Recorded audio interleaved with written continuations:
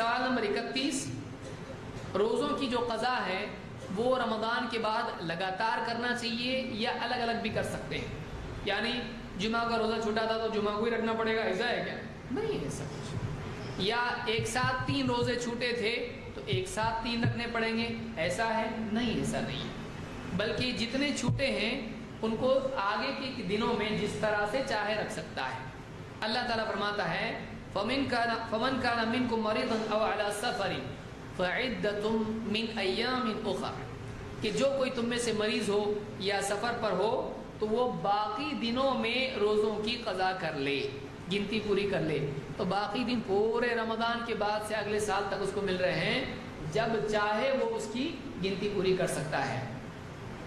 ابن عباس رضی اللہ تعالیٰ عنہ بخاری کی روایت میں کہتے ہیں لا بأس ان يفرق لقول اللہ تعالی فعدة من ایام اخر، کہ اگر کوئی آدمی روزوں میں تفریق کرتا ہے، آج ایک رکھا، پھر اگلے ہفتے، پھر اگلے مہینے ایک رکھا، اس طرح سے اگر کرتا ہے تب بھی کوئی حرج نہیں، اس لیے کہ اللہ تعالیٰ نے فرمایا ہے گنتی کو دوسرے دنوں میں پورا کرے، رمضان کے علاوہ کسی بھی دن میں وہ روزہ رکھ کر گنتی پوری کر سکتا ہے۔